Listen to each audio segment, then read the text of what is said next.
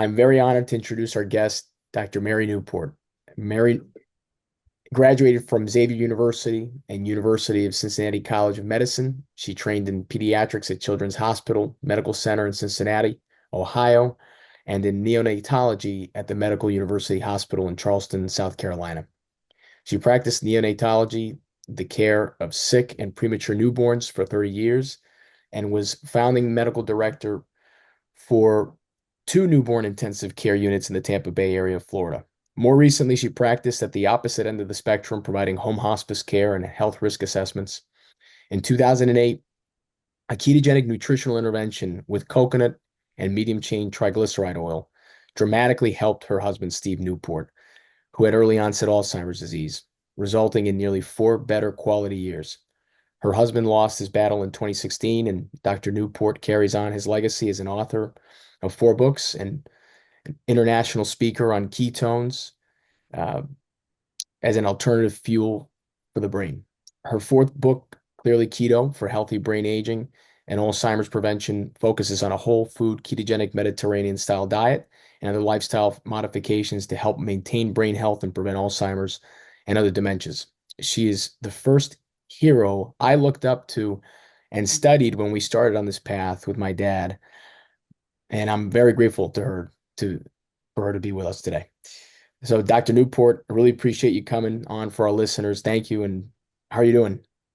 Oh, I'm really good. I'm really good. Thank you for all your very nice comments there too, Eddie. It's so nice to see you in person. Yeah. Yeah. Yep. Me too. This is great. And, when we first started on this path with my dad, my uncle, he sent me a text and he said, you know, you should really check out this book. And it was your first book. What if there was a cure for Alzheimer's? So that's how I got introduced to you. And all these years, all of your work has been a huge part of what we've learned, what we've implemented, what's helped. And I know it's helped a lot of other people. So we're really excited for everything you're going to share with us today. So my first question for you is, can you please tell us a little bit about your husband, Steve, and your Mhm. story? Yeah, yeah. Okay. Well, my husband Steve was awesome. He was my best friend. Not everybody can say that about their spouse, but he was mine. And he was an accountant, and it worked out very well for our family. He could work from home and take care of our children growing up. Doing accounting for my practice, and he was really good at it. And he loved kayaking. He loved to read. I mean, he was just a really all-around great guy, and not somebody you would expect to get Alzheimer's. But when he was 51 years old, he started having problems with his accounting work. Um, uh, just procrastinating, not getting real simple quarterly reports done and that kind of thing. And then he'd forget if he'd been to the bank and the post office, and that got really worrisome because he was only 51 at that point.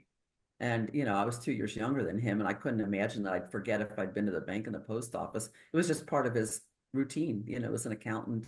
And so he was also having some memory problems. He was depressed at that point, and we took him. He went to see with a neuropsychiatrist, um, and the doctor mentioned dementia, but he said it's more likely depression that's affecting his memory. It's common for that to happen with depression, but it turned out it was probably the other way around because Steve later told me that for 2 or 3 years before I caught on, he knew something was wrong. He was declining, he was struggling more, to finish his work. And then it finally became obvious to me he was very depressed because he was always aware throughout this whole time and after what he was able to do and what he couldn't do any longer. He was very frustrated and depressed. And so the doctor prescribed antidepressants, which would be the usual. He kept deteriorating. And by the time he was like 3 years later, 54 years old, he was diagnosed with early onset Alzheimer's disease. And you can imagine that was a crushing blow. I know you went through that with your father too. It's like at first you just don't want to believe it, but then it sinks in that that is the reality that you're living with, especially as you watch them continue to decline. And so he was started on the usual Alzheimer's medications. We didn't really see any change from those. The most they can claim is that half the people might experience a slowing of decline by maybe 6 months. That's the best they can claim. And so he kept getting worse. And by 2008, he was 58 years old. And he had declined to the point where he could no longer do anything on a computer. He had done all of his accounting on a computer. He played on a computer when he wasn't working. Yeah. He couldn't even remember how to turn it on. Yeah. He couldn't remember how to use a calculator, just to, that he'd been using for his whole adult life. And he had to stop driving. He got lost. He ended up on the other coast of Florida one time, 3 hours away when he was driving, which was really scary.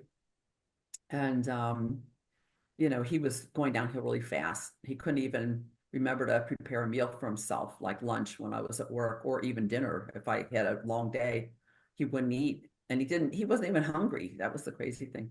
Yeah. But, 2008 came along and we were really getting pretty desperate. And I was always researching everything I could find about Alzheimer's and looking for clinical trials. And we hadn't had any in our area for quite a while. And then two of them became available at two different centers.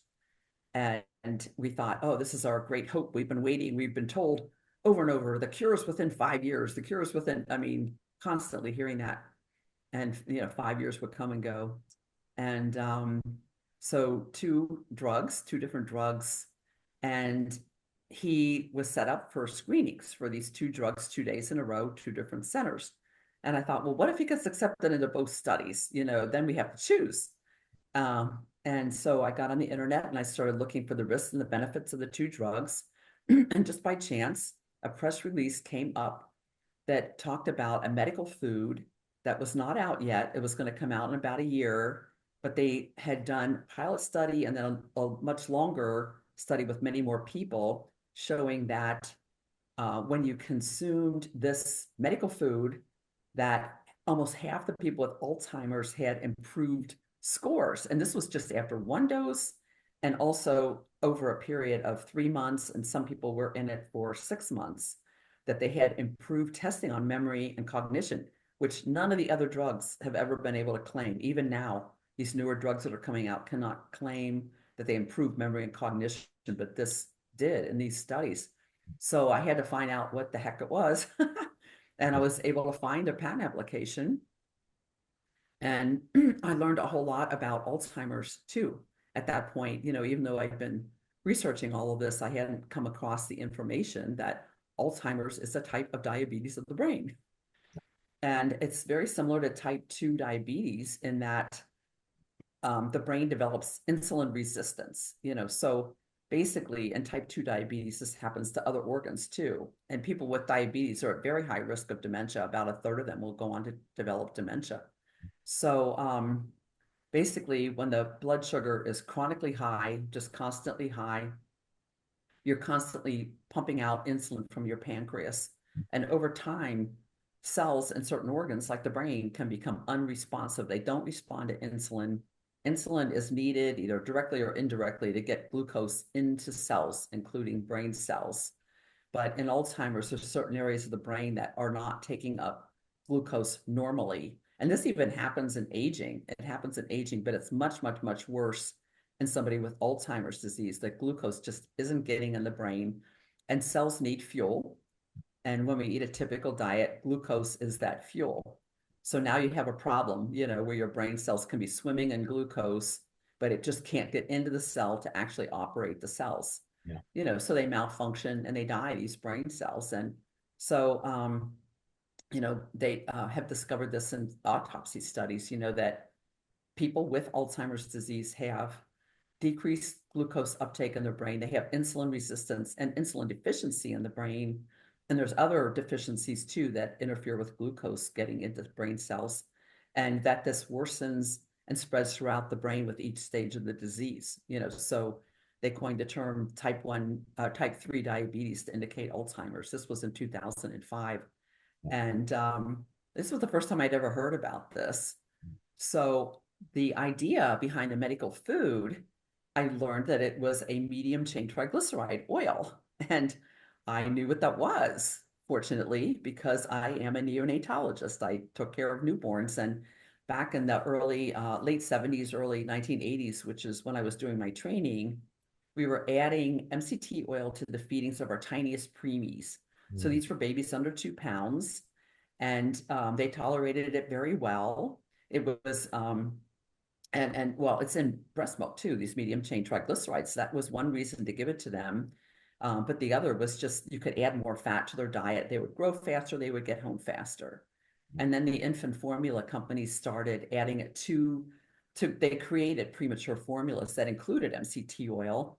And then they started including coconut oil in all of these infant formulas for new full-term babies and premature babies because, you know, coconut oil contains these medium chain triglycerides that are found in human breast milk. So human breast milk is one of the few natural sources of medium chain triglycerides, and cow milk, goat milk, sheep milk, horse milk, all contain these medium chain triglycerides. So they're very important to the developing newborn brain.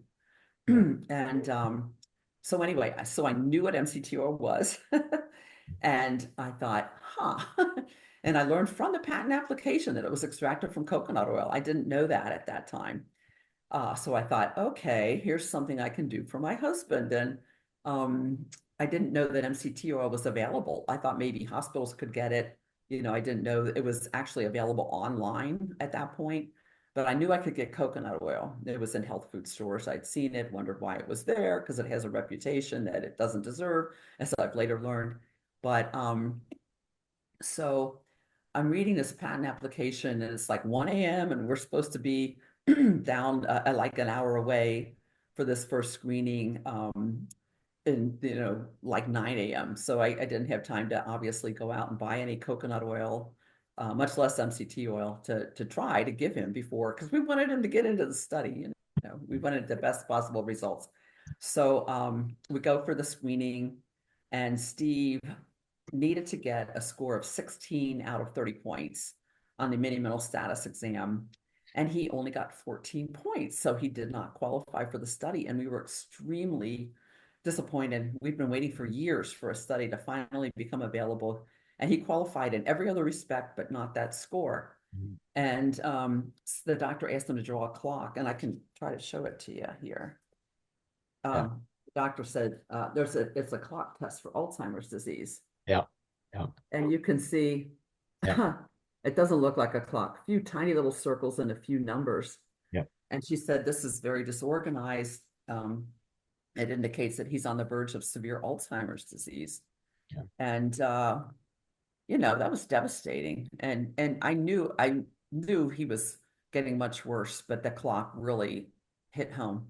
Yeah. And so, you know, he was all aware of all this too. And we decided to stop and get coconut oil. I had told him about this, you know, like on the trip down. And he would say, okay, let's do it. And so we picked up coconut oil from a health food store. And when we got home, I got back on the internet to remind myself about what are the medium chain triglycerides. And then I got a USDA, the food composition for coconut oil, and I was able to figure out how much coconut oil to give them that would be equivalent to the dose they were using to study that medical food. They were using 20 grams of MCT oil, and coconut oil has about 60% medium chain triglycerides. Yeah. So that worked out to 35 grams of coconut oil, which is a little over 2 tablespoons. Yeah. It's 7 teaspoons, it would be. And that's a lot to start out. But I thought, okay, these people in the pilot study improved after just one dose. So the next day, he was scheduled, fortunately, at 1 in the afternoon. And so at breakfast, I gave him the 2 tablespoons, a little over 2 tablespoons of coconut oil. And I took it too. I thought, I'm not going to make him take anything I don't take. Yeah. And just put it in some oatmeal. It's kind of semi-solid at room temperature, and just to warm it up and put it in his breakfast. And then the screening was probably about 4 hours after he ate this meal. And we had to go to a different location, an hour in a different direction, and a different study. And this time he gained 4 points on the test. Wow. And he remembered things he couldn't remember, simple things that from the day before. He this time he remembered the day of the week, the season. He remembered what town we were in, even though it was different, and what floor we were on in the institution, even though it was different than the day before. And he gained 4 points. And we were ecstatic because he qualified for this study. We thought, oh my gosh, he might actually. I mean, when you're in a study, you get a placebo or the drug. You don't know. But at least, and so we chose, we had, he went back and tested for the other study, and then we had a choice between the two. And we chose one that was a crossover study, meaning that if you got the placebo in the beginning, eventually you would get the drug. So, but anyway, he did qualify. But at first I didn't know, was it just really good luck or prayers, or was it, that the science, he's just another case of, one of these people with Alzheimer's that improved. And the other thing too, I kind of didn't expect it to work because what I had read was that people who are ApoE4 didn't seem to respond to the MCT oil in this medical food. And Steve was ApoE4/3, so he had an ApoE4 gene, and I didn't expect him to respond, but yet he had this big improvement just in memory. And so I thought, well, we're going to keep it going. And then the other thing I read in the patent application was that, I mean, they only use one dose, but the ketone levels, from MCT oil tend to peak at about an hour and a half or 2 hours. And they're pretty much back to where you started at 3 hours. And I thought, well, what does your brain do the other 21 hours of the day? Your brain needs fuel constantly. Even when you're sleeping, the brain is extremely active Yeah. and consuming fuel like crazy. Yeah. And so I thought, well, we're just going to start putting it in each of his meals. We're going to spread it throughout the day and see if there are any snacks and things with coconut oil. Yeah. So I started, I got recipe books, I got online. I mean, this was like the same day and the next day and the day after that forever. And I started, putting it in each meal. He tolerated it really well. Not everybody does that much right away, but he did tolerate it very well. And he told me repeatedly that it was like a light bulb came on in his head the day he started the coconut oil. And we just saw improvements, like before this happened, he had gone downhill so much. He had tremors, like when he would try to eat, his hand would shake. He had to use like a spoon Yeah. to eat, otherwise it would fall on the plate. He had a tremor in his jaw when he would try to speak. He couldn't finish sentences. He'd forget what he was saying mid-sentence. That happened often. In the morning, he'd be very sluggish. He would barely talk. He couldn't even figure out how to get like a spoon out of the drawer, or get water out of the dispenser in the refrigerator. And very slow, very stiff, slow gait. He couldn't run anymore. And things like that improved like really fast over, Wow. 2 or 3 days. He Wow. started walking, more vitality in his step, I guess you could say, more animation in his face. Some people with Alzheimer's, they describe it as kind of a dead look in their face. Their emotions aren't showing, almost like a mask. That came back in his face. He started joking. He started whistling. He started finishing sentences, and he he could find the spoon. He could get the water. I mean, so many things improved in just over 4 or 5 days. Wow. It was shocking, and I thought, okay, this makes sense. It's like cars, that are perfectly fine, but they have no fuel in the tank. Yeah. You put the fuel in and they can run again. And I started thinking a lot about, I mean, that's a good way to think of it, Yeah. that there are these cells in the brain that are just lacking fuel. And what they need, if they can get fuel, you might be able to recover them and they might not die. Eventually the cells do die if they don't get energy for a long enough period of time. So, he had this really dramatic response and, it continued. So at 2 weeks, this is the clock that he drew at Wow. 2 weeks. And you can see it's got the whole circle. It's got all the numbers, a couple extras in there, Yeah. a whole bunch of lines. And I thought they were hands of the clock. Well, and here's one, 37 days, a little tidier looking. Amazing. And I thought they were like, I thought, why has he got so many hands of the clock in there? Yeah. And but he said, no, no. He was trying to line the numbers up across from each other. He wanted it to be neat. Wow. He wanted it to look good, Yeah. so he was trying to line the numbers up, and it was really quite profound. And shocking. And, in the meantime, um, I had started talking with Dr. Richard Veach at the NIH. He was the world expert on ketones at that point. Yeah. He was quite up in age in his 70s. He's still working at the NIH. He was determined to see this project through, and he'd been working on looking at therapeutic uses of ketones since he was, since the 1990s. And the thing about the MCT oil, which I should mention right away, is that when you consume MCT oil, no matter what you eat, even if you eat sugar, part of that will be converted to ketones. And ketones are an alternative fuel to the brain to glucose. And like the cells can instantly switch over from using glucose to ketones. Both of them enter the same steps to create energy, which is called ATP. Both of them enter. Glucose actually takes like six more steps to get there than ketones. PCAs. And yeah, so and the amount of ATP from equivalent amount of ketones is much higher from ketones than it is from glucose. So it's actually a more efficient fuel. And newborns, they go into ketosis if they're breastfed. They're fat, they start breaking down fat, they start producing ketones from the fat, and mother's milk contains these MCTs, and they convert more to ketones. So ketones are a very important fuel for the newborn too. Yep. And this is something I learned much more about after all of this happened with my husband. Yep. But some of the other things that happened, by 2 months, he was walking completely normally again. He could pick his feet up and run again, and he could tie his shoes again. I mean, that's how bad off he was that he couldn't even tie his own shoes. And he Wow. could tie them again. He could read. Um, well, this was around 3.5 months. Yep. And in the meantime, I had started also adding MCT oil. I found out I could get it. Yep. Started adding it and mixing coconut and MCT oil together, literally, and pushing up how much he got at each meal. And by 3.5 months, one day he said, I can read again. And I said, well, why couldn't you read? He hadn't been able to read for about a year and a half, Yeah. much less write anything. And he said that the words would shake on the page. He said he described it as the words would go into pixels and move around on the page, like satellite breakup is how he described it. And I thought just if he could describe it that way was pretty interesting. Yeah. But one day that just stopped. The shaking stopped, and he could literally read. And then over the next few months, his comprehension improved. And then around 9 or 10 months, he could remember what he'd read hours earlier. And I have just one example.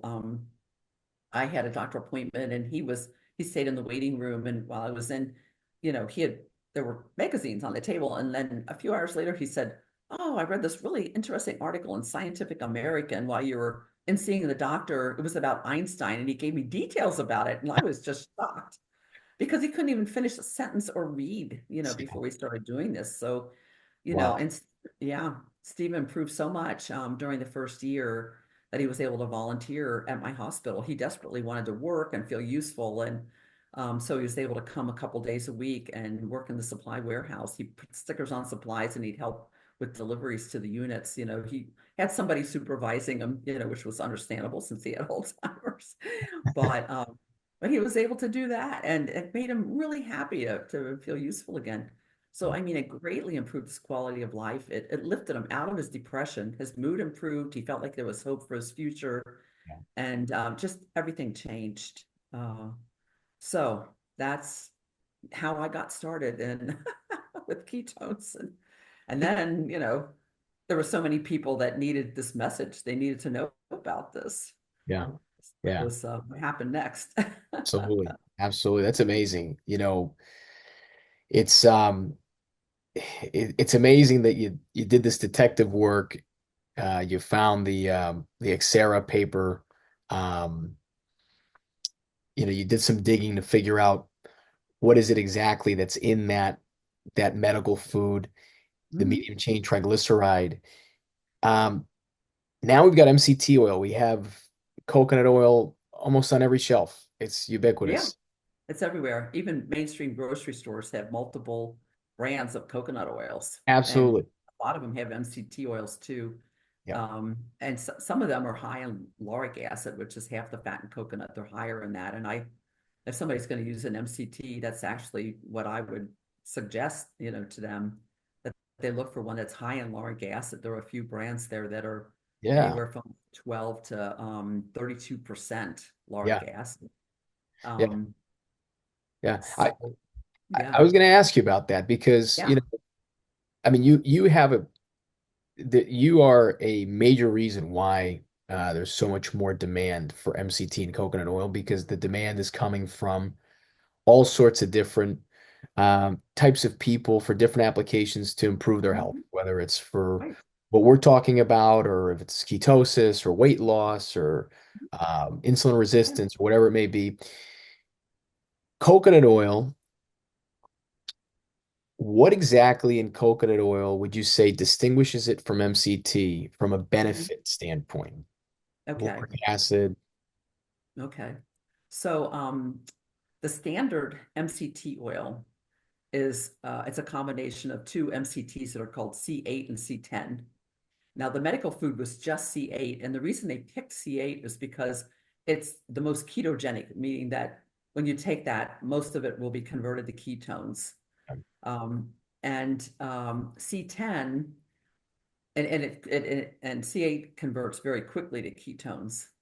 C10, there's kind of a delay before it starts being converted to ketones, but it does. And the benefit from and other benefits from C10 are that it's been found to be anticonvulsant. It's as effective as some of the actual anticonvulsant medications, but without all the side effects that go with them. So Wow. this is C10, and there's actually a product in the UK, it's called Kvita, that they've developed that's high, it's much higher in C10 and a little less C8 than in the standard MCT oil, for people with epilepsy. Yeah. And and then C10 also causes mitochondria to multiply. And mitochondria are, the little organelles that are inside of cells that produce the energy ATP. Yeah. And so, for example, a brain cell could have hundreds to thousands of mitochondria producing energy to drive them. Brain cells, they start in the brain, but they are very long. Some of them have nerves that go all the way to your toes. So that requires a whole lot of energy all the way along the way. And, these mitochondria produce ATP. Well, C10 causes mitochondria to multiply, which means you will have more energy available. The cells will be able to produce more energy Yeah. to function normally. Yeah. And then C12 isn't normally in the standard MCT. Most of them are C8 and C10. Yeah. And so C12 is lauric acid. It's half the fat in coconut oil. And lauric acid is also ketogenic, but it even starts producing ketones hours after C10 does. Yeah. And so, lauric acid also is very antimicrobial. It Yeah. kills viruses, fungi, bacteria, um, you know, um, all kinds of like protozoa, spirochetes. There's one called Lyme's disease. It's a Borrelia that many people develop symptoms that look exactly like Alzheimer's disease if they get infected with Lyme's disease. Yeah. And if you can treat it, that people can get better. Yeah. There are many, many case reports of this now. Yeah. And syphilis is another spirochete like Lyme's. Syphilis is well known to cause dementia if it is untreated.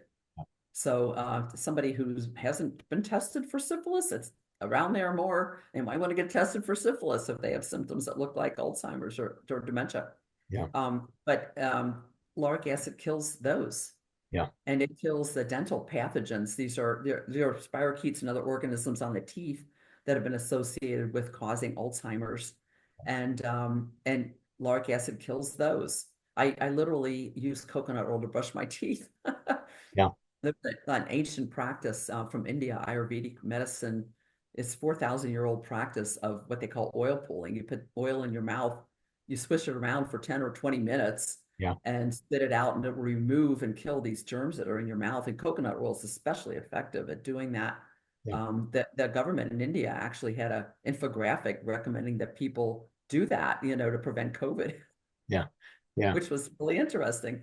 Um, so I brushed my teeth with it. And I thought, instead of swishing it for 20 minutes, I'm just going to brush my teeth. I haven't had a new cavity since before 2008, Yeah. 16 years, Yeah. so it's very effective. And then it kills, and one in particular, herpes simplex viruses. So this virus has had hundreds of studies Yeah. showing that there is a connection between it possibly causing Alzheimer's disease. Yeah. And I was especially interested in this because, Steve had these repeated fever blisters, and these fever blisters that people get on their mouth are Mm. caused by a herpes simplex type 1 virus.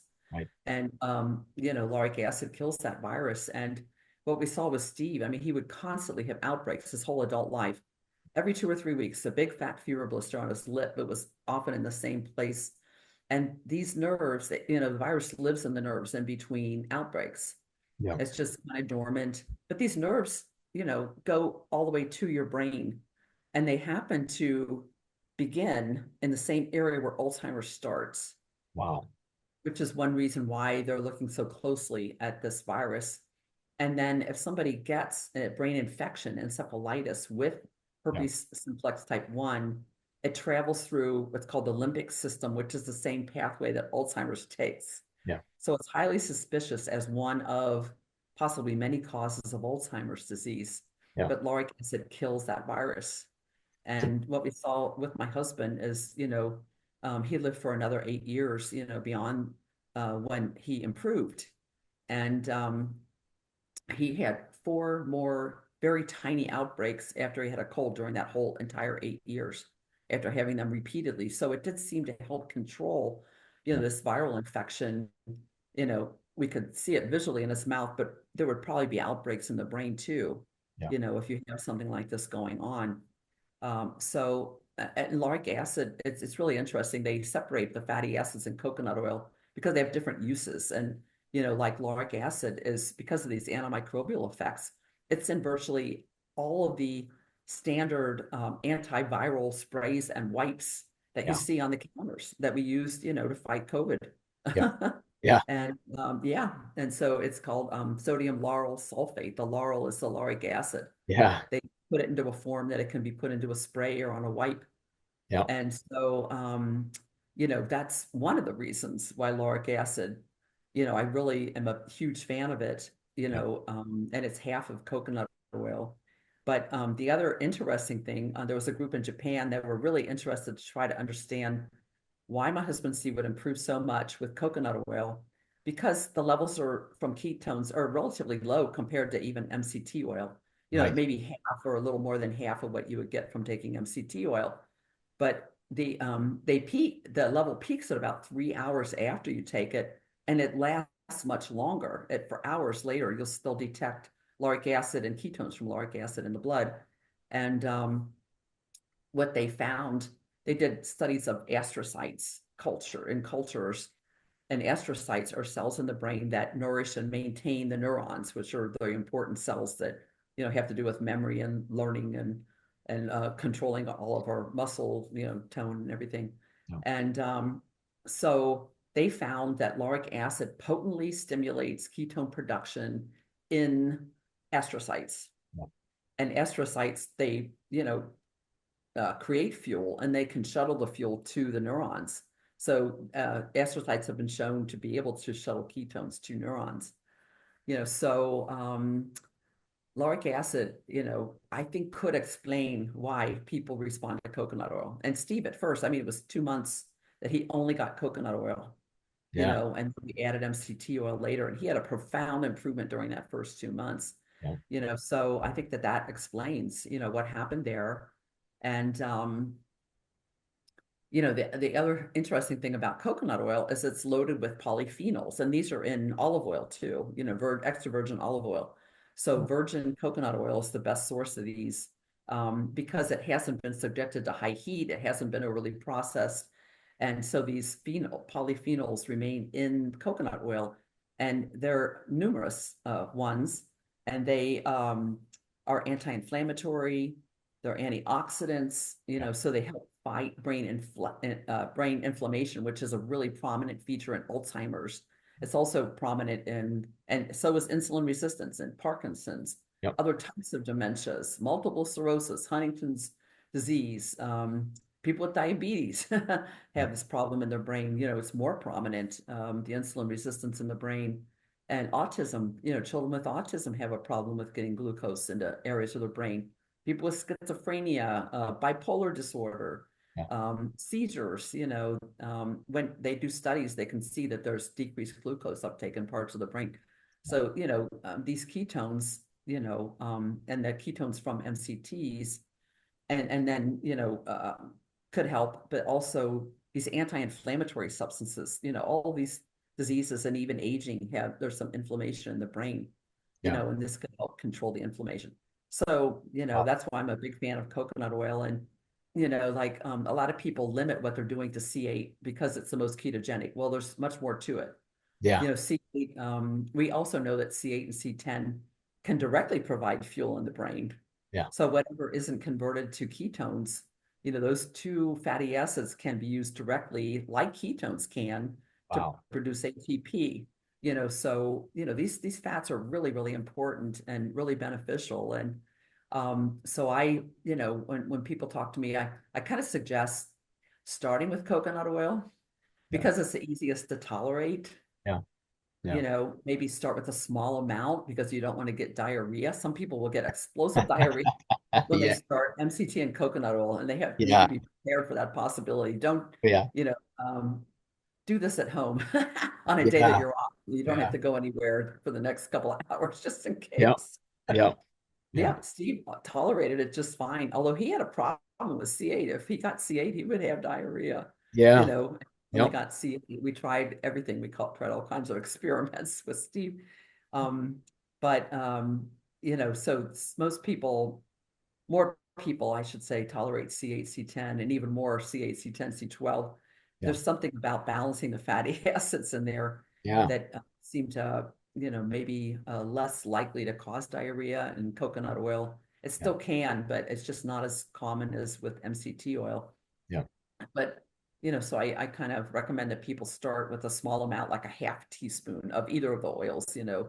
But I kind of recommend coconut oil first because it's got so much in it that could be beneficial, Yeah. and people are more likely to tolerate it. So start there, um, build it up, maybe increase it by a half a teaspoon. And I kind of suggest starting it in 2 or 3 meals in the Yeah. beginning, like half a teaspoon, in 2 or 3 meals. Eat it in food. Yeah. It's more fun to use it in food Yep. than taking it off a spoon, but it also, taking it with food can help prevent that problem with diarrhea, or other upset stomach. Yep. Um, and then every few days, maybe every 3 or 4 days, Yeah. increase it by about the same amount, and then just see how you tolerate it. If you do, increase it more. And I kind of suggest that people get up to, like, if they're trying to prevent Yeah. developing dementia, maybe 2 or 3 tablespoons a day. Yeah. If they're actually have a memory issue, try to push it further if they can handle that. Yeah.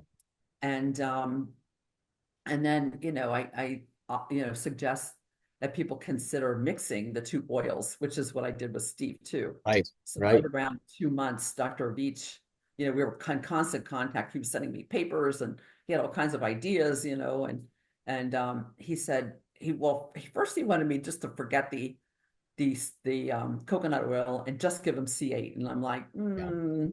I don't know. He improved so much with the coconut oil. I think there might be something else in it. And Yeah. one of the other ketone researchers, Dr. Theodore Van Italy, who was in his late 90s at that point, Yeah. he said that he also felt like there could be other things in coconut oil. He was a MD, but also a biochemist, and he was one of the people that discovered that ketones are produced from MCT oil. Yeah. So he really felt like coconut oil might have more to it. And so I decided to just mix the two. And like I said, Steve didn't tolerate C8, so we used C8, C10, and then the coconut oil to get his ketone levels higher. Yeah. That was the main goal of adding the MCT.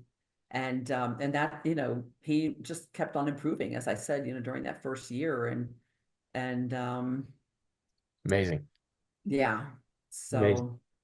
so Yeah. Yeah, it was quite Wow. interesting, the whole thing. And, Yeah. it was pretty exciting to get involved, with these other ketone researchers. There were Yeah. two, yeah, Dr. Sammy Hashem, he was partners with Dr. Van Italy when they were studying MCTs intensively for about 10 years in their Yeah. lab. And this was in the late 50s to late 60s.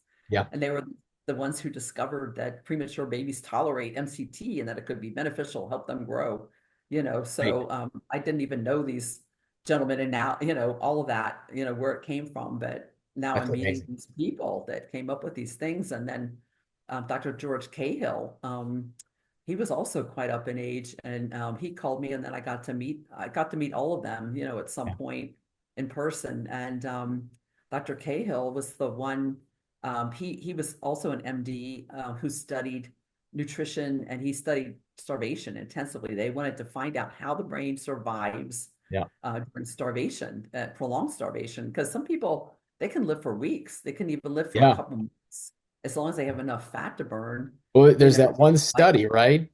Who yeah, was that one study in the 60s? yeah, He had yeah, a yeah. 400-pound pay. How, was it a year that he went? All he had was Well, it what? wasn't a year, but it was 41 days. 41 And days. Okay, well, yeah, it 41 was days. a Yeah. nurse, and she Yeah. was very overweight, and they invited her to come and stay on their metabolic ward. Yeah. And they put IVs in her, and they gave her fluids Yeah. with electrolytes, and they gave her vitamins, and that's all she had for 41 days. Yeah. And she Yeah. lost a tremendous amount of weight. And then they rigged her up with different IVs and things to draw blood, Yeah. around her, in the blood vessels in the neck, and in her hand, around the liver. They measured, and they took all these measurements of different fuels, ketones being one of them. Right. And what they found was that during this prolonged starvation, over about like 10 days, the ketone levels started rising, Right. to extraordinarily high levels. Usually they're, minimal. Like if you're eating just a regular diet, which tends to be higher in carbohydrate, you're Sure. really not producing ketones very much. And so they found, beginning at about, I think it was a day and a half or 2 days, that our ketone levels started rising. And there's one called beta hydroxybutyrate that's the most prominent. Yeah. And that one got very, very, very high. And blood sugar came down. It kind of got lower, Yeah. because the stores were used up in the muscles and the liver at Yeah. that point. You Yeah. store only so much. Yep. If you fast, all of that will be depleted, your Yeah. stores of glucose, within like 48 hours for most Right. people. Right. And then the other one's acetoacetate, Yep. was lower. It was maybe 20-25% of what the beta hydroxybutyrate level was. Yep. Um, and these levels were very sustained, and they found that ketones could provide about 60% of the fuel to the brain Yep. during this prolonged starvation. Yep. And it can preserve muscle, Yeah. because the only other, if you don't have fat to burn, Yeah. to turn into ketones, Gluconeogenesis. Yeah. yeah, you'll start, using proteins. You'll start breaking down muscle and using the proteins from those. Yeah. And that's why people die. That's Wow. why people die from starvation, Yeah. because eventually, they deplete the muscles. I mean, the Yeah. muscles become severely wasted, Yep. and then you can't breathe. You literally have not enough muscles to breathe anymore, and then you die. Wow. Wow. If you didn't have fat, that would happen in about like a week to 10 days at the most. Yep. Yep. But because we have fat, we can last a couple months Yeah. potentially, Yeah. Absolutely. depending on how much fat you have, maybe more if you're even heavier. Yeah. As long as you have water to drink. Exactly. Exactly. Yeah. Yeah. That's amazing. It's funny. I mean, we would call it starvation now, but it's Mhm. probably more in line with what our ancestors would have to do on a daily, weekly basis, where there would be Yes. times of feeding where food would be Mhm. abundant, and there would be times where would there be extended fasts, Yeah. and in that time they'd be using ketones for fuel primarily, and it'd be The fat. engaging in autophagy and detoxification and all these things, and that brings me to the state of ketosis, right? It gets coined a lot as this alternative Mhm. metabolic state, this alternative fuel. And Mhm. I guess we could see it that way, but it almost seems like intuitively, we probably years ago were in that metabolic flexibility, using ketones and using glucose, depending on Exactly. um, how much food we had access to. So, as far as ketosis goes, Mhm. what are the different ways we can get into ketosis? Because Mhm. there's definitely the coconut, the MCT oil, but there's other ways as well. Right. Right.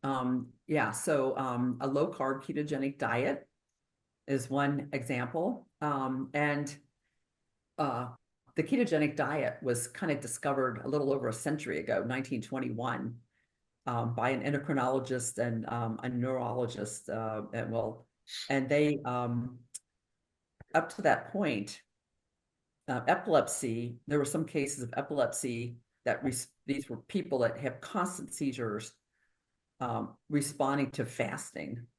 They would be fasted and they would stop having seizures. And this is even reported in biblical times and reported by Hippocrates, Yeah. way before um, the beginning of the last 2 millennia. And so what they found, because now they could measure these fuels to some degree, they found that ketones became elevated, when a person was fasting and when these people with seizures, were fasting. And so this Dr. Russell Wilder, who's an endocrinologist, he figured out, he and another physician figured out that when you eat a very high fat, very low carbohydrate diet, it mimics fasting Yeah. in that you have very high ketone levels and lower blood glucose levels. And so they did a study. I think they had about 8 patients. They were children and adults that had severe epilepsy. And they used this very high fat, we're talking 94% fat of Yeah. calories as fat, virtually no carbohydrate, and then the rest was protein. Um, and these people responded to this. They actually had completely eliminated or a big reduction in how many seizures they were having.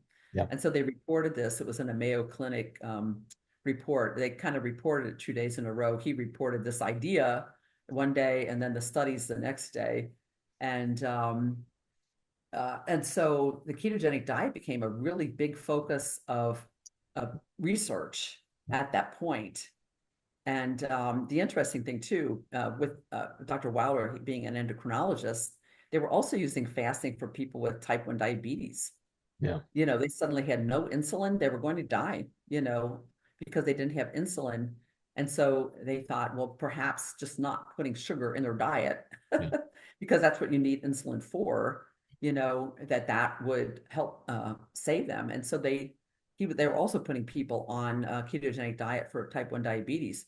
Yeah. But insulin was discovered later that same year, and people responded so well to it that they kind of put aside this idea of using a ketogenic diet for Yeah. diabetes, and now it's come back into vogue 100 years later, Yeah. for diabetes. And so this is how it was discovered. And the ketogenic diet was used for epilepsy at some places, like Johns Hopkins. They were using it. They kept it in their portfolio of Yeah. things to do as the anticonvulsants came along, like in the 1930s, 1940s. People responded very well to them. So then they didn't need a ketogenic diet to control it.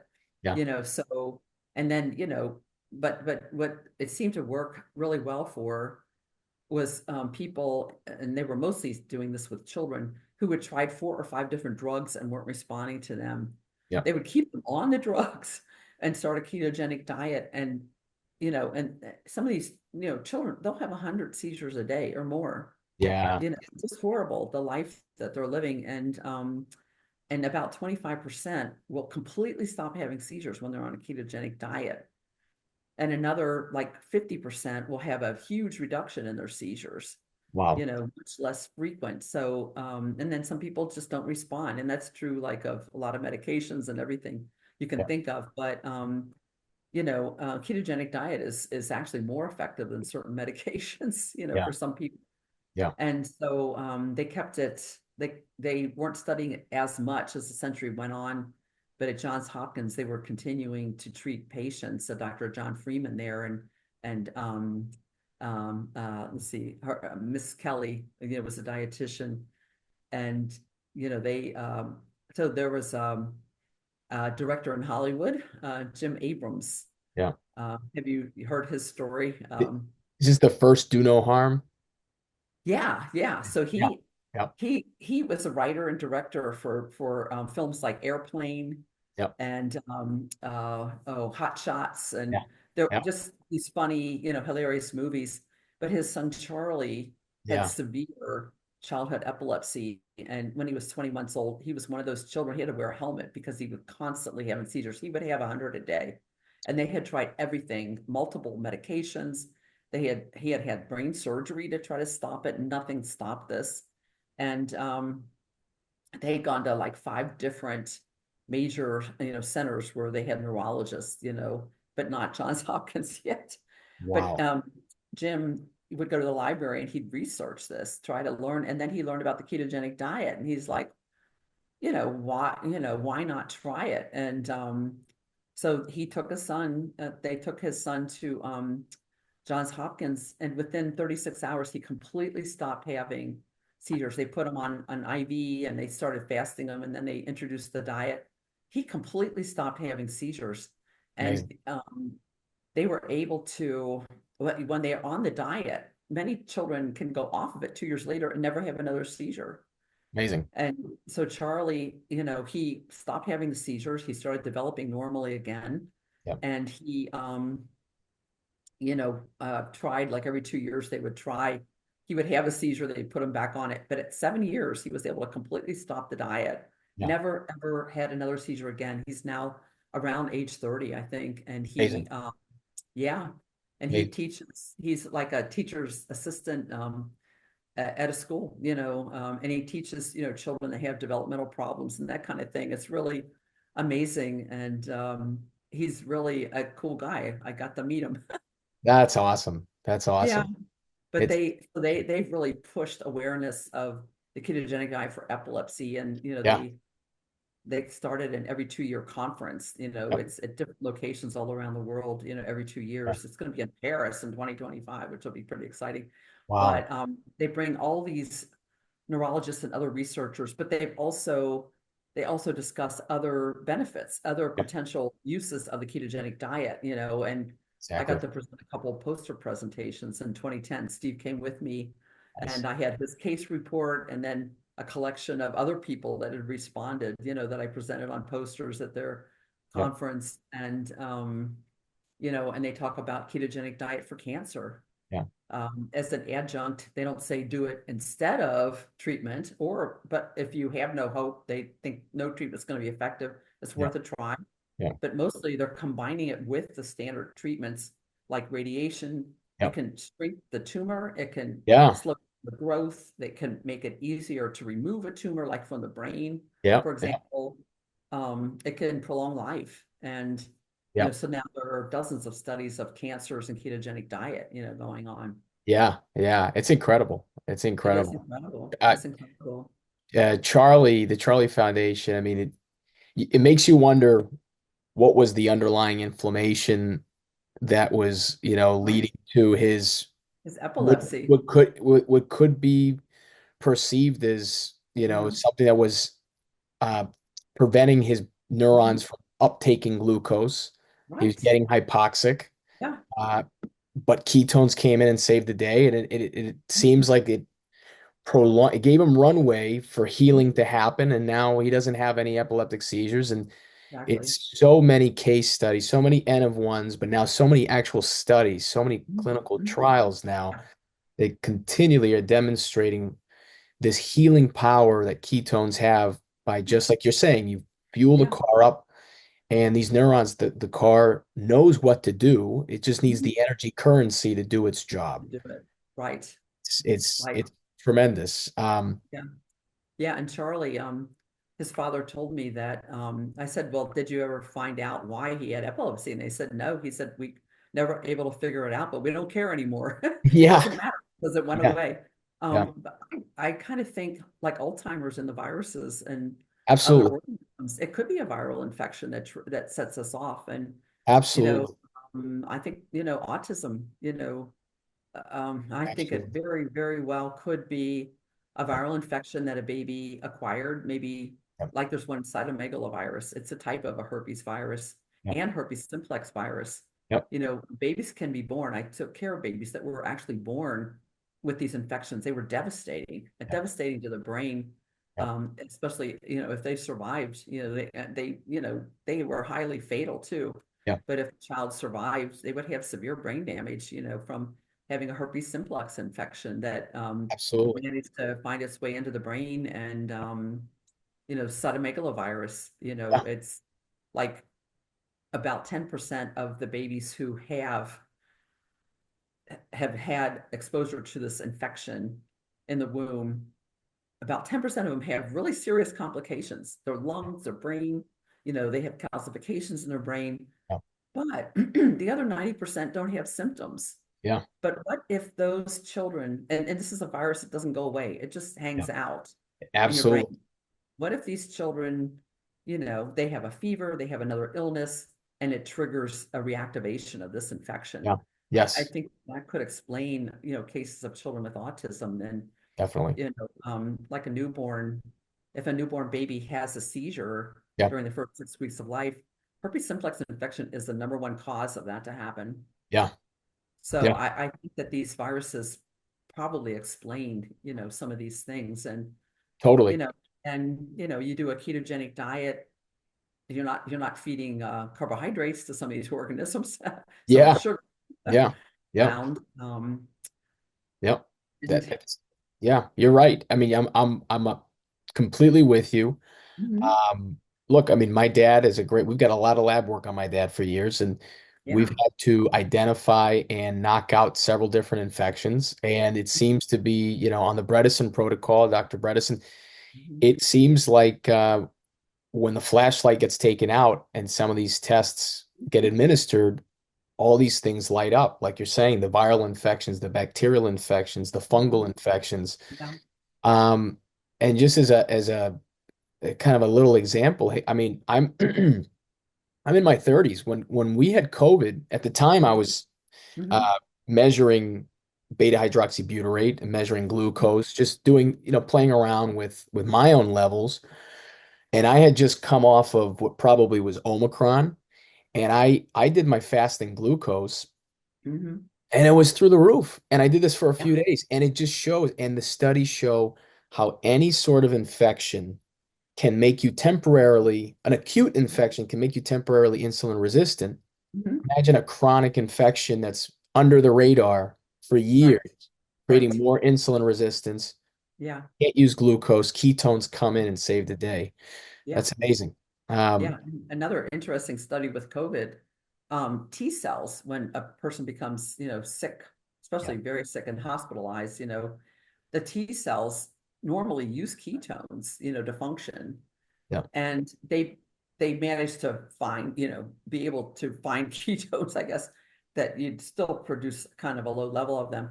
But in people with COVID, the T cells become depleted of ketones. So the T cells aren't working normally. yeah, That's one of the reasons they're not working. So they've done studies with human cells, but also in mice that they infected with COVID. And if they gave them a ketone ester, yeah, they did much better. They recovered much quicker, the mice, yeah. but the T cells would actually pick up those ketones and start functioning normally again when the cell cultures. It Amazing. was quite interesting. So, ketones are just much more important. Stephen Cunnane in Canada, Yeah, he's studying adults of all ages, healthy young adults, healthy elderly adults that are cognitively normal test wise, and then people with mild cognitive impairment, Alzheimer's. He's over 300. It's probably more than that now. yeah, And he's found that all throughout adult life, that even when you're on a higher carbohydrate diet, your brain is still using about 3% of its fuel as ketones. So it's getting some ketones from somewhere. yeah, yeah, And they usually come from breaking down fat. yeah, There are lipids in the brain too. There's another, her name's Brinton, her last name is Brinton, but she studied women, postmenopausal women, and they have this brain fog a lot of times, Yeah. and that they also seem to be low in brain uptake of glucose, and that they'll feed off lipids in the brain that are converted to ketones, to use as fuel. Yeah. And so ketones, we need them. We need them through our life. Yeah. And he's identified, he does these ketone and glucose PET scans at the same time. So Yeah. he can look at glucose uptake, that they do them like back to back, and look at ketone uptake for comparison. And he's found that there's a gap in brain energy. Yeah. They call it the brain energy gap between how much energy your brain needs and how much it actually gets. Yeah. And that this by the 70s is pretty prominent. It's about 7 to 9%, 7-9% of the energy your brain requires, the brain isn't getting. And the brain does shrink a little bit every year. This can Yeah. start in your late 30s. Yeah. And, you become over time, most people, will have some slight decline in their cognition, how fast they can recall things, and, that type of thing. But even people that test normal in their 70s have this gap of 7 to 9%. People with mild cognitive impairment, that increases to 10 to 12%. Alzheimer's, the mild lowest level, 20% gap in brain energy. Yeah. And it gets much, much worse with each stage of the disease. Yeah. So it's almost like autism is like an accelerated version of aging. Yeah. This Yeah. happens during normal aging. Yeah. Yeah. And ketones, going on a lower carbohydrate diet, higher fat, if you eat less than 50 grams of carbs a day, most people, and you add more fat instead, Yeah. to replace it, most people will go into at least mild ketosis. And Right. asking about other ways, overnight fasting. If you fast for at least 10 to 12 hours, you'll produce some ketones in the morning. So Yeah. a lot of people just kind of naturally do that. They maybe stop eating 8 or 9 in the evening. They don't have breakfast till 8 or 9 the next morning. So there's 12 hours. So you wake up with a little bit of ketones. And one of the people that study this, I said that bad breath you have in the morning Yeah. is ketones from your lungs. Yeah. It Yeah. accumulates in your lungs while you sleep. Yeah. So if you have bad breath in the morning, you might be in ketosis. Yeah. Anyway, That makes and total sense. yeah, and then the longer you fast, say you go 14 hours or 16 hours, your ketone levels will keep increasing. Yeah. And you can build on that by possibly having tea or coffee and adding coconut or MCT oil to it in the morning. This is something I do every morning now since Yeah. about 2016. Yeah. I have I actually use MCT and coconut oil powders Okay. together.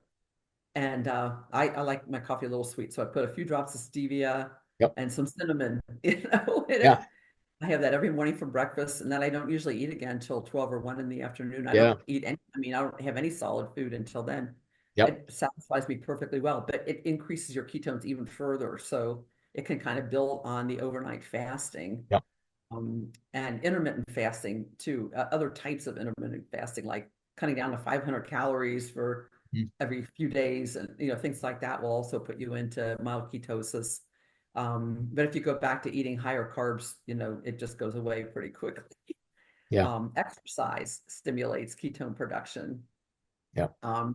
There was kind of a craze of studying amongst researchers of studying what they called post-exercise ketosis in the 1930s and 40s. And so there's this researcher that he discovered when he took a walk in the morning, like a brisk walk for 30 minutes, he would have ketones in his urine. Yeah. Yeah. And it was so then this became the Cortis-Jackson phenomenon, because these were the two guys that started studying it, and post-exercise ketosis. And they found that if you did vigorous exercise without eating a high carb meal, if you ate a high carb meal before you did that, it didn't work. No. But if you either ate a low carb meal or fasted before you took the walk, Yeah. that you would increase your ketones, and it would be sustained for like a good 9 hours afterwards. Wow. So exercise is a really good way. And then caffeine will Yeah. bump your ketone level slightly. This is another thing Cunane they have found. Of course, taking coconut and MCT oil, which we talked about. And then there are this whole gamut of ketone supplements. They're called exogenous ketone supplements. Yeah. And yeah, Talk about those. okay. So this is what Dr. Veach was working on from the 1990s. He Oh, was the first to really, I think, have this idea that you could provide exogenous ketones, and because, they don't occur like beta hydroxybutyrate doesn't just like, it's not like a compound that's naturally out there so much in nature that, that you can, just eat it, find a food that has it in it, just doesn't exist. yeah. So, I mean, if you take coconut MCT, it will convert to ketones, but some people think the MCT is ketones. No, it converts to ketones after you eat it. Your liver mostly does that. So, but with these exogenous supplements, he found, well, there's a compound, for example, called butanediol, and butanediol is an alcohol that, when you drink it, it will convert, it will like basically divide, and it will release two molecules of beta hydroxybutyrate, the ketone. And there are also like companies that have separated, they have been able to um, synthesize, beta hydroxybutyrate, the natural form that we have, plus a mirror image of it. Yeah. And so it's called free acid, but it's extremely acidic. So Dr. Veach, the obvious thing would be to take just beta hydroxybutyrate acid. He said, but it was so acidic, he thought it would burn a hole in your esophagus and your stomach. So Yeah. he felt like it needed to be combined with something that would prevent that from happening. So he came up with a formula to combine beta hydroxybutyrate acid with butanediol, link them together as a molecule, Yeah. and then they become an ester, a ketone ester, and the ester isn't acidic. No. So then you could drink large amounts of it. He really thought somebody with Alzheimer's would need a huge amount of it. He was talking 150 grams a day. Yeah. I mean, 150 grams of sugar, for example, that would be like 4 cans of Coca-Cola, Yeah. an amount of ketones that you would need to drink, Yeah.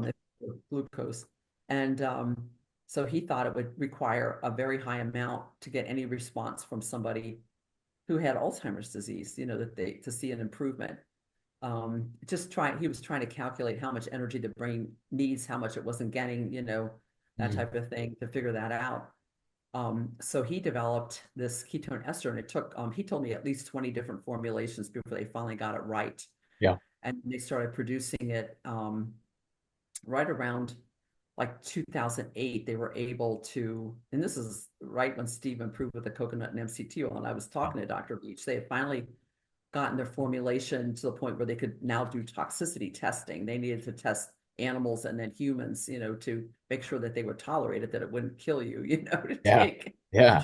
a large quantity of these ketones. And in the human studies, they tested 25 grams 3 times a day of the ketone, and they had over 2,000 doses, and there were only 6 people that reported any side effects, and they were nausea mostly, or a headache, that kind of thing. 6 out of 2,000 doses. So that was pretty good. Yeah. Tasted terrible. Yeah. It Really doesn't tasted taste bad. great. Yeah. And so one of the really cool things that happened then to Steve and I, I was staying in touch with Dr. Beach, and being an MD really helped push this along. But when they finished this toxicity testing in 2010, 2 years after Steve started the coconut oil, he said, how would you like for Steve to be the first person with Alzheimer's to take this in a pilot study? And I said, yes. And it was really good timing. I think that the timing had to do with the clinical trial that Steve had gotten into. Yeah. And this is kind of a sad story. I mean, he got into this clinical trial because coconut oil improved his score so much that he qualified, for both of these studies. And then we chose the crossover study.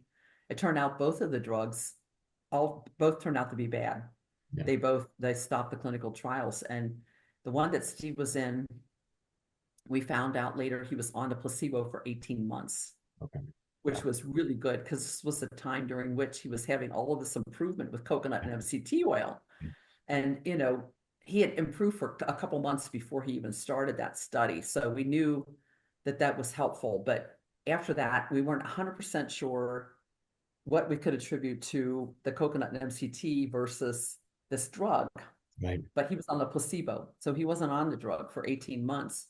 Yeah. But at the beginning of 2010, he did roll over into the to getting the drug. Yeah. And so this was almost 2 years after he started the coconut.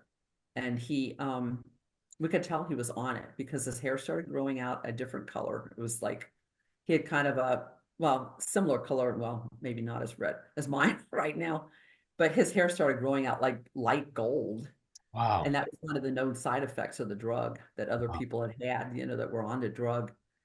And but he had all these he developed a bad cold. He broke out one of the few times with the fever blister, Wow. and he just started backsliding. He Yeah. started, some of the symptoms started coming back, and he started wandering, looking for his brothers who lived 700 miles away, and Yeah. he started not recognizing himself in the mirror. I mean, that was just horrible. I Yeah. mean, literally one day we were standing next to each other, in the big bathroom mirror, and he said, "This is really strange." He said, "You look like you." And he said, "This looks like me from the neck down, but from the neck up, it doesn't look like me," he said. Wow. Himself, he was referring to. Yeah. And after that, he would often confuse the image in the mirror. He would think it was his father, and he was like talking to his father in the mirror. Yeah. Yeah. He looked a lot like his father as he was getting older, but he didn't recognize himself anymore. Yeah. That was really disturbing. And he developed an abrasion on his shin that wouldn't heal for a month, and then he fainted. And he had there's an enzyme called CPK. And there were concerns about whether this might affect your heart, and this Yeah. CPK enzyme became extremely elevated. Wow.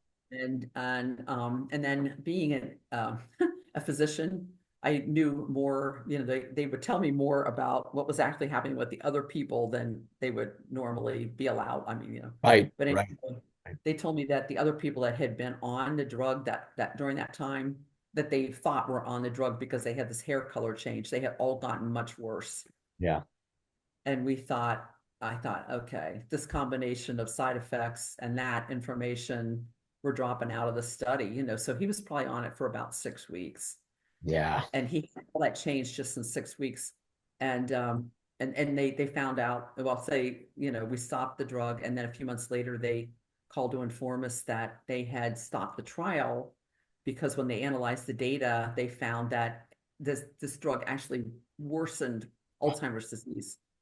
It Man. removed the plaques. It was supposed to remove plaques in the brain. Well, Yeah. remove the plaques. It also removed tangles, which they thought would be a good thing, but it created more atrophy in the brain. There were larger areas of fluid in the brain in people that got the drug. So thank God we stopped it when we did. My gosh. And, Yeah. so it had this effect in just over 6 weeks. We saw a big change that almost for sure was related. And it also increased infections. And that's what happened. Steve got that infection. The herpes simplex came back. And, so then Dr. Beach came to the rescue.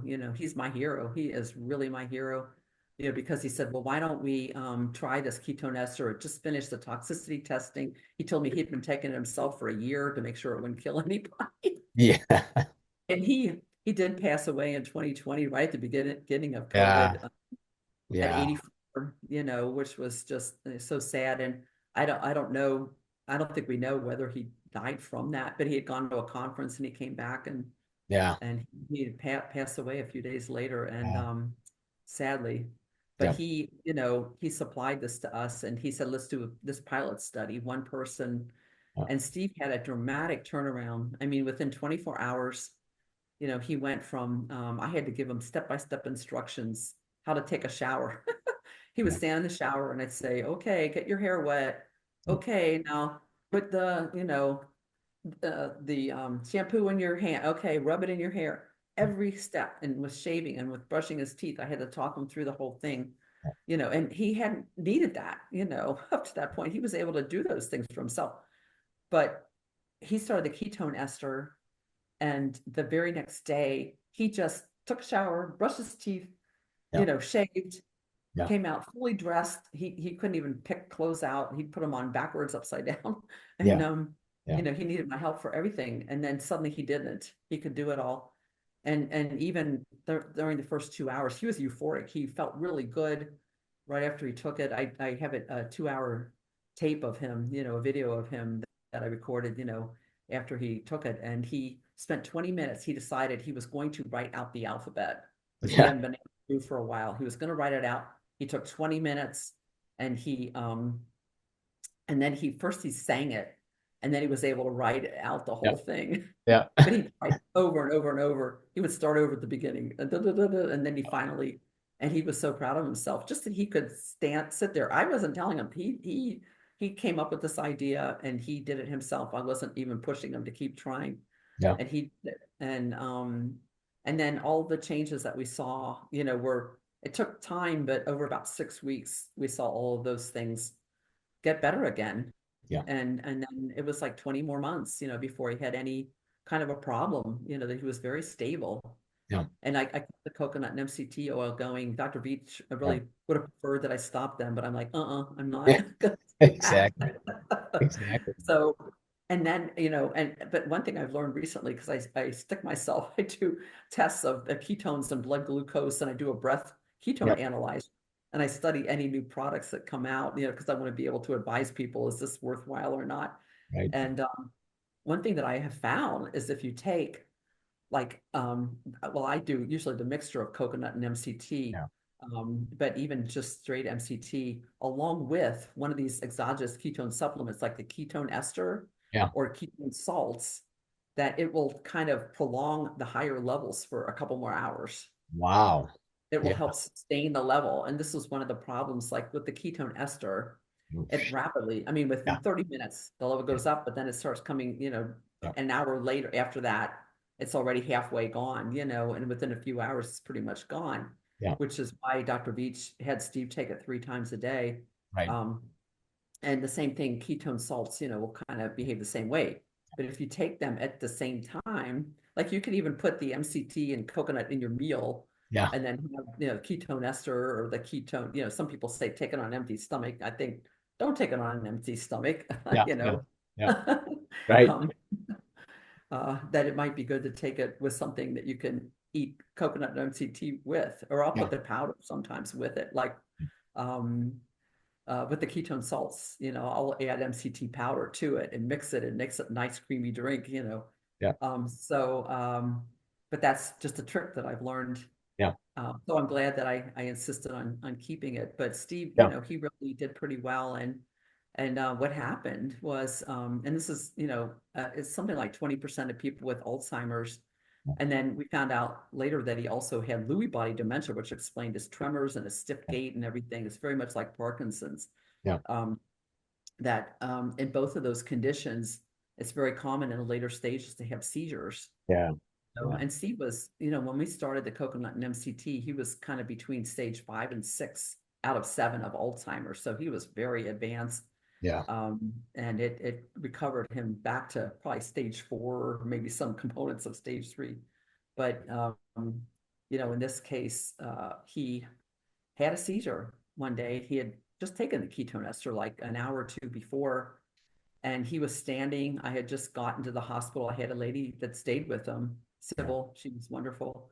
And she called me about 5 minutes after I left, and she said, you got to get back home. Steve is having a seizure. And he had fallen. He was standing and he fell. He had just hugged me, told me he loved me, you know, Yeah. and he fell back and he hit his head and he went into a seizure that lasted for 20 minutes. When I got home, he was still blue Ah. and he was barely breathing. And, she was trying to keep him going. And I got there before EMS did. And when they got there, they were finally able to put oxygen on him. And he had another seizure on the way to the hospital. I found out later. And it changed everything. Yeah. It changed everything. He had a head injury with it. We thought maybe it was a stroke, but it wasn't a stroke. And periodically after that, he would have a seizure. Like every 2 or 3 weeks, he would have a really severe, Yeah. call it a grand mal or a generalized seizure. And um, so he became completely dependent. And at that point, we had to start feeding him. He spent most of his day in a wheelchair, and but he still, we kept giving him the ketone ester, the coconut and MCT, and he managed to hang in there for another 2.5 years, before he finally passed away. And it was from Alzheimer's disease. Eventually it gets to even the basic parts of your brain that control, your heart rate and your breathing. Yeah. And and then he donated his brain. So we found out that he did have advanced Alzheimer's and Lewy body dementia, Yeah. a combination, which is common in early onset, people that have early onset before age 65. Yeah. Yeah. Mm. Yeah. Yeah. You know, I'm so grateful for you sharing Steve's story, your story. I know it's not the easiest story to tell. Your story has helped so many people. Steve's willingness to follow um, what you had started to present, which Yes. wasn't what a doctor had prescribed. It wasn't what a drug company had formulated. It was something that you had found and you guys gave it a shot. Mhm. It's been such a huge inspiration to people like my family, um, who are just looking for answers. And Right. and anything that can help, anything that's within our control and influence, we're willing to try. Mhm. Um,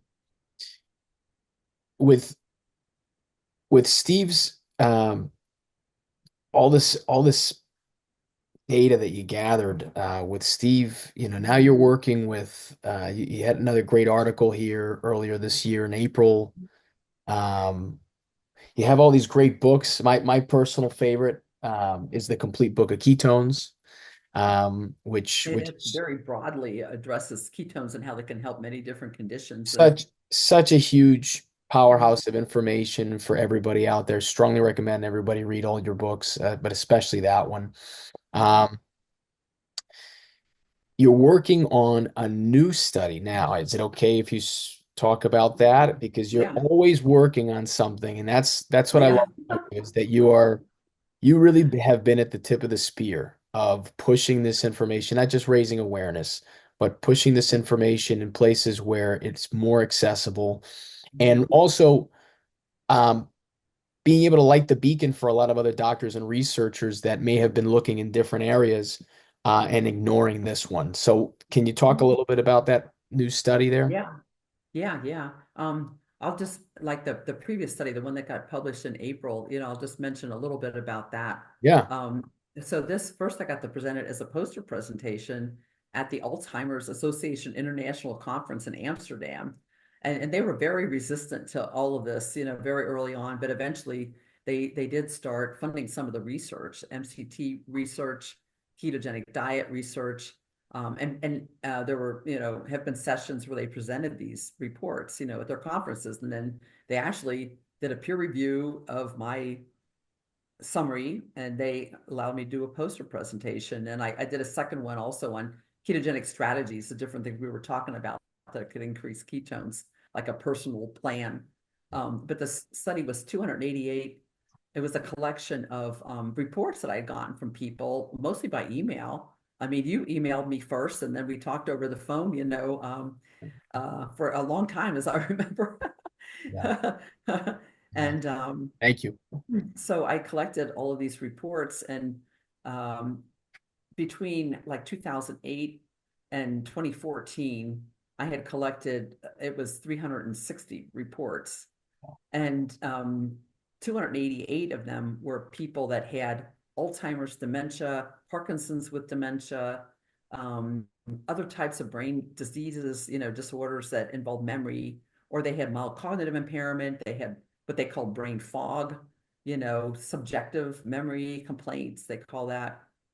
And there were 288 people that fell into that. And a lot of people, they provided a huge amount of details of what they were seeing before and what after. If they didn't, sometimes they would just write, "Oh, my father improved so much."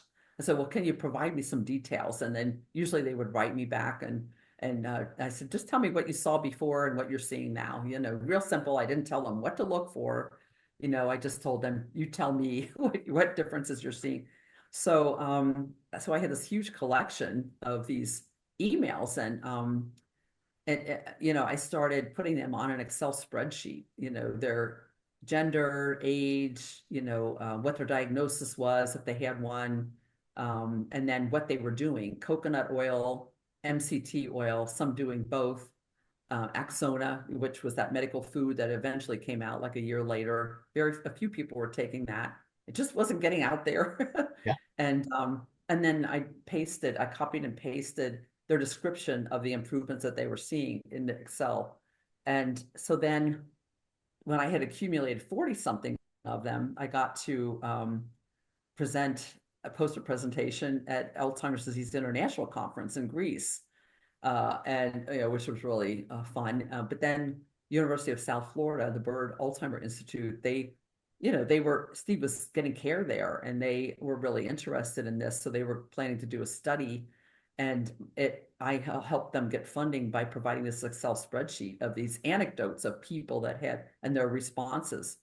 So it actually got funding for a study that never got finished because people didn't want to get placebo.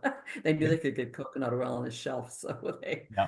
they had 10 people out of 65 were all they were able to recruit over a couple of years, so they gave up, unfortunately. But uh, so then eventually I accumulated these 288, and so I organized them to look at how many improved, how many did not improve, how many stabilized, but maybe they didn't have improvement, but they felt like they hadn't gotten worse, over a period of time.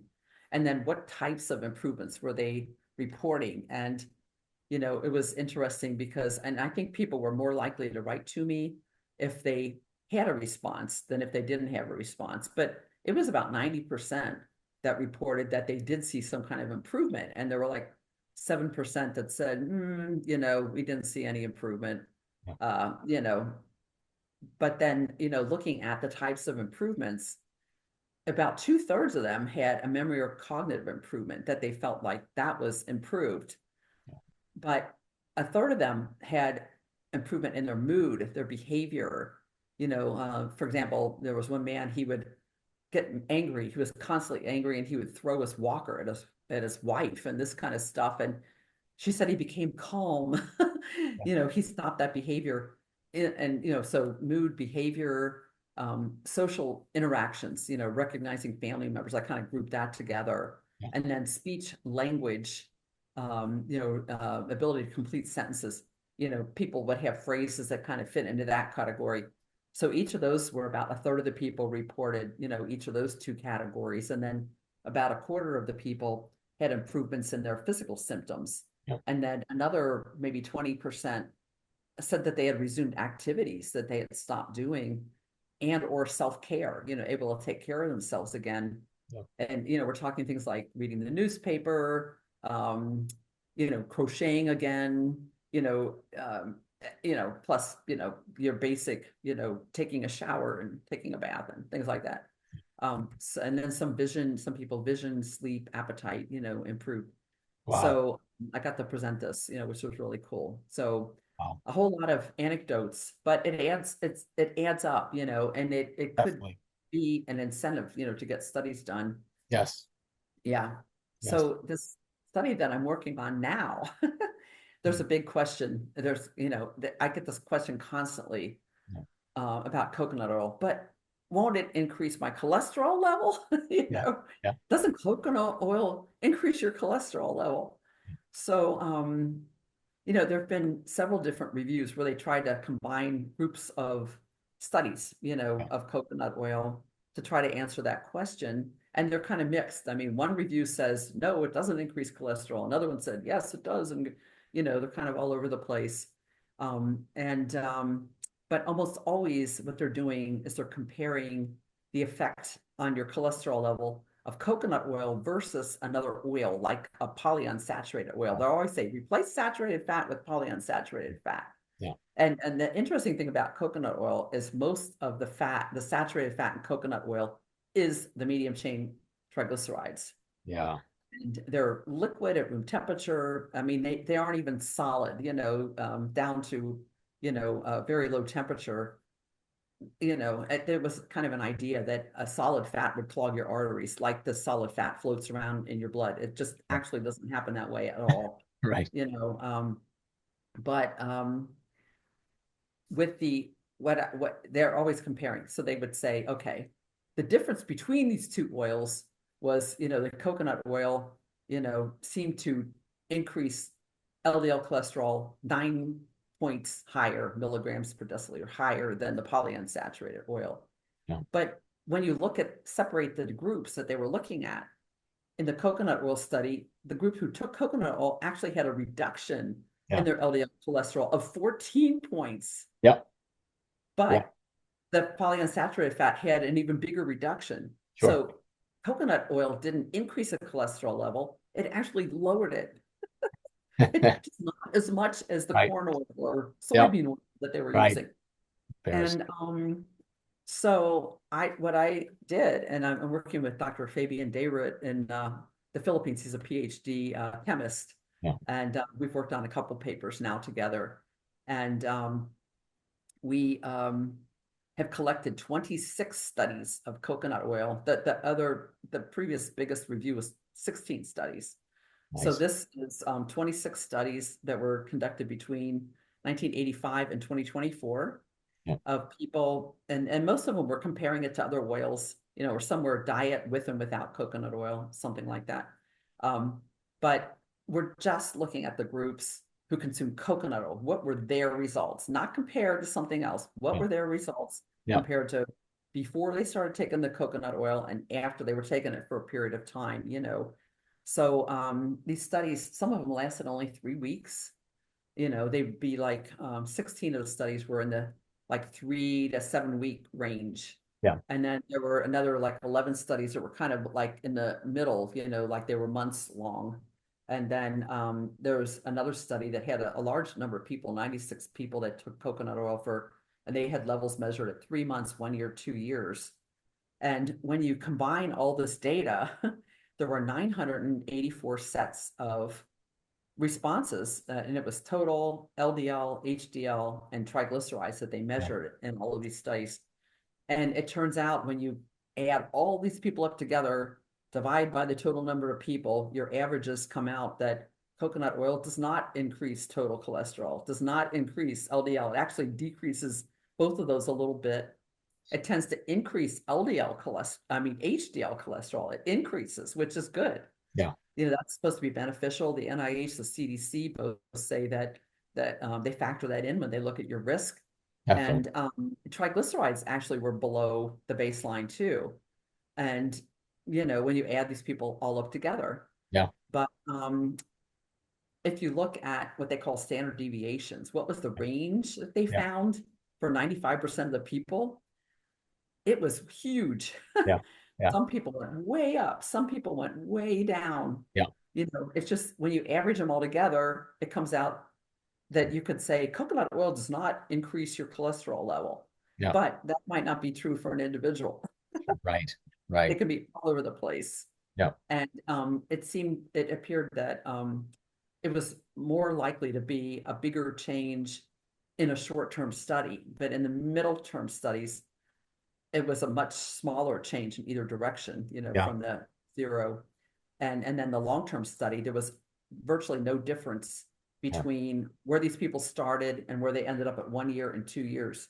And this was for coconut oil and sunflower oil, which is a polyunsaturated oil. In this study, they had a group that was 96 people taking coconut and 94 taking sunflower oil. And at the end of the 2 years, there was no difference between the coconut and the sunflower oil groups. Wow. At any time point, they were the same 3 months, 1 year, and 2 years. Wow. So it's like short-term studies might, that people might have a response in either direction. It might be way up or way down or not at all. Yeah. But over time, that effect seems to lessen, the longer you take it, Yeah. and I really think we have kind of a metabolic set point for Yeah.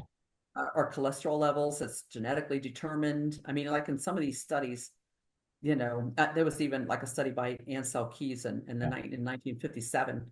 Yeah. He had 14 men that were living, they were called had mental issues, but they were living in a hospital Yeah. for this reason. But they were all similar age, similar health, Mhm. all participating in the same activities, and all eating exactly the same meals like Yeah. every day. Yeah.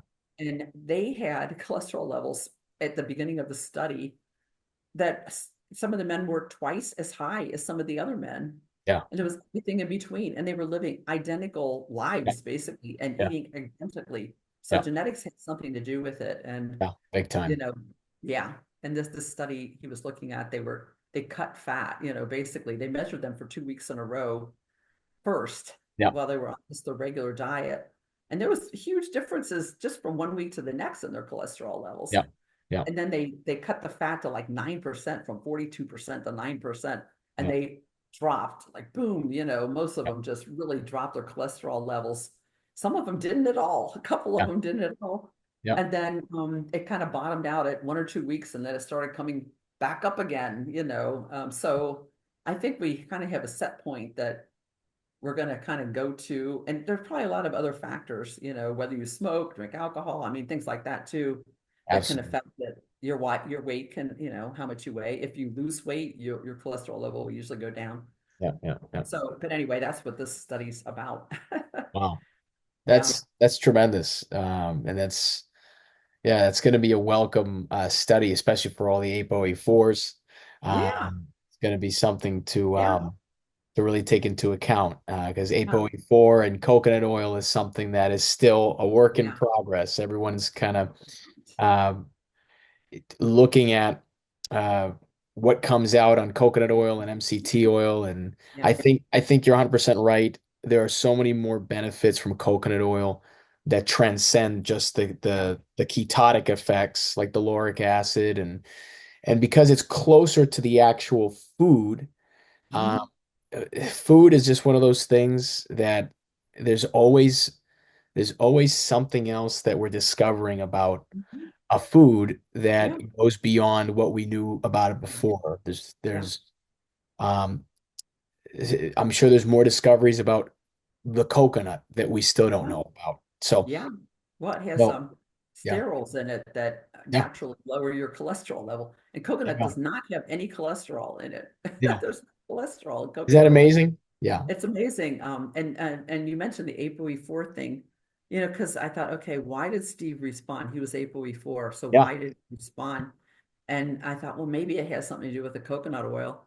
And when Dr. Beach did measure Steve's levels after coconut oil and after MCT oil, and remember we talked about the beta hydroxybutyrate being very high during starvation and acetoacetate being low. It yeah. was the reverse after the coconut. The Wow. acetoacetate level was higher and beta hydroxybutyrate lower.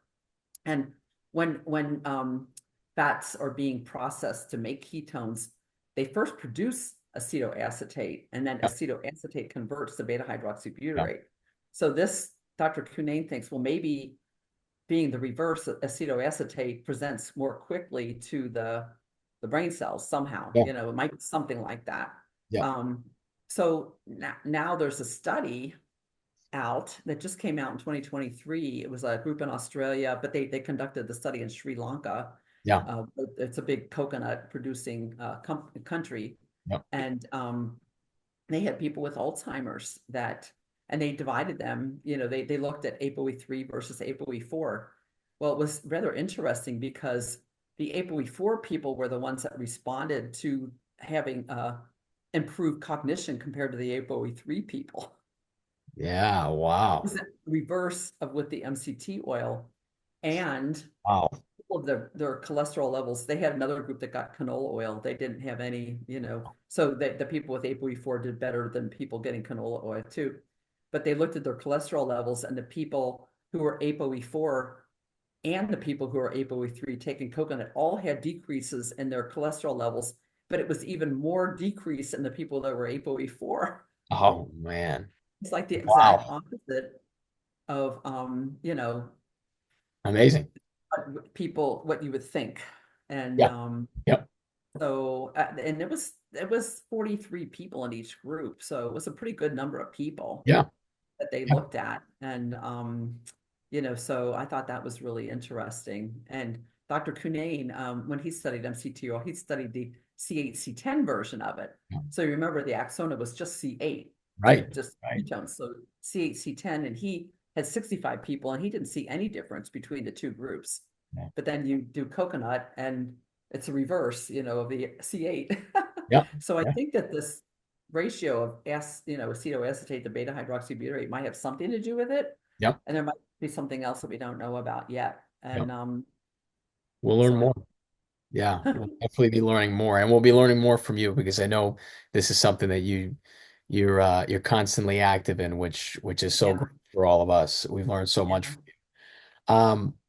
Well, I'd say probably my second to last question for you is you're Mhm. always working on this. You're working on studies. You've written 4 books. You've got the Mhm. most recent edition, the third edition of Alzheimer's disease. What if there was a cure? Mhm. Any more books around the corner? Yeah. There's a few. Yeah. One of the things, with my books, they have recipes. All of my books have recipes, Yeah. but my publisher doesn't like to do color photos. Yeah. And And a lot of people like to see what they're going to eat, when they're going to make a recipe. So they suggested to me that I could maybe make a booklet of recipes, or something like this. Yeah. So I'm kind of working on that now, where I take actually photographs of what I eat. And Great. because I eat a Mediterranean keto diet. I've been doing this actually since Mediterranean since 2006, Yeah. keto since, probably about 2009 or so. Yeah. And just everyday ordinary foods. How can you incorporate MCT and coconut oil Yep. and more fat and less carbs in the diet? Yeah. So that's what this recipe book is about. And it's going to have tips to, Yep. like how to get in, how to get started with the keto diet without killing yourself, because Right. some people go from 400 carbs a day to 10, Yeah. and they'll have like, they'll be really messed up for a couple weeks. Um, so I want to do a book like that, that it'll be cheap and it'll be available on my website. I'm working Yeah. on that now. And I also want to do a book for how to feed kids better. I'm a Oh, pediatrician, that'd be great. and because so many, it's something like 29% of the children in the WIC program between ages 2 and 4 are Yeah. overweight or obese. Oh This my didn't gosh. happen. Yep. There's something wrong, and I think the low fat diet is the problem. You're a You hundred know, percent. A that's hundred what they percent. get. Low fat milk, low fat dairy, they go Yep. from breast milk with 50% fat to, Yep. it's like you shouldn't be eating any fat if you look at their My Plate, for children. Yep. So, Yep. I want to write about that, and then a book for teens. A Yeah. lot of teens are really struggling, with their weight, and Yeah. they have no idea what to eat. There's so much junk food on the shelf. Yeah. A lot of adults, all they eat is junk food, Yeah. Yeah. day in, day out, and how to eat a healthier diet. Yes. And one of my nephews, he said, he's in his late 30s, and he said to me a couple of years ago, he says, I have no idea what to eat. Yeah. What do I need to eat to be healthy? So that's, what I want to teach about. And then I do want to do a book about this whole question about saturated fat. Yeah. I had another article published with Dr. David in May. Yeah. This one took about 18 months to write, to Yeah. research and read. But reviewing the dietary studies, since the 1950s that informed what they now call the dietary guidelines for Americans. They're actually Sure. revising this year, which is why we Good. were really focusing and wanted to write that paper for this year. Um, you know, Coconut oil, technically, because of those medium chain fatty acids, is it's about um, 80 something percent saturated fat. Yeah. Yeah. And is saturated fat really, really bad for you? Yeah. And so we reviewed all of these studies that were done, dietary fat studies. And the main thing that we turned up was that people in the US were eating tons of hydrogenated Yeah. margarines, shortenings, partially hydrogenated vegetable oils Yep. during the entire time that they were doing these studies. Yeah. And they considered saturated fat any solid fat. And when they did these studies, the solid fats included things like lard and butter, Yeah. which are natural, but also shortenings and margarines. So when they considered saturated fat, when they were designing their studies and what people were going to eat, they Yeah. included these trans fats in the diet. Ugh, And trans fats are highly inflammatory. They're known to terrible. cause heart disease, and the FDA said they were responsible for about 30,000 deaths related to heart attacks in the US, the trans fats. So they banned them.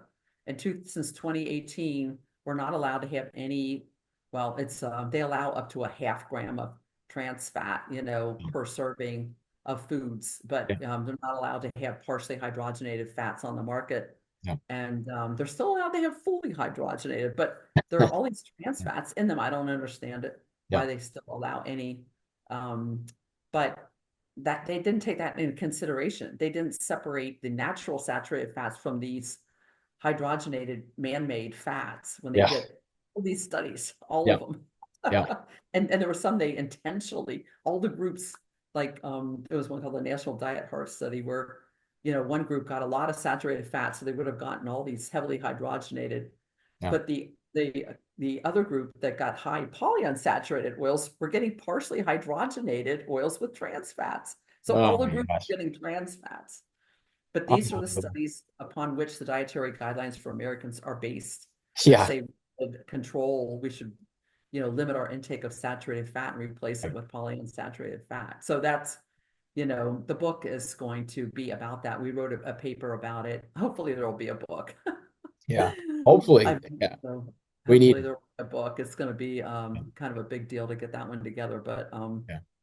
I, That'll I be want great. to definitely put that out there. Yeah. And Yeah.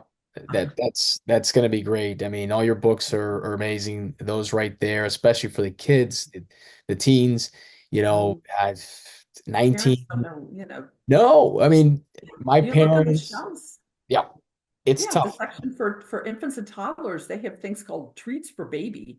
Oh yeah. What? And they show it looks like the Gerber baby, a little Oh 6 month yeah. old. Oh, What 6 month old baby needs a treat? And it's pure sugar. It's little wafers that are it's supposed amazing. to be freeze-dried yogurt, but it's pure sugar. Yeah. And It's they give a amazing. quarter of a cup a serving. That's a huge amount of sugar to give to a baby. Why do they don't need to develop a sweet tooth. No, no, it's So, it's it's amazing. mhm. Words matter, language matters, and Yeah. it seems like for years, specifically engineered, manufactured products have been Mhm. allowed to be called food. And Yes. and like you say, like what do we do? We try to do we just try to do it from a simple perspective. We try to stay around the perimeter of the grocery store, try not to go Yeah. into the aisles too much.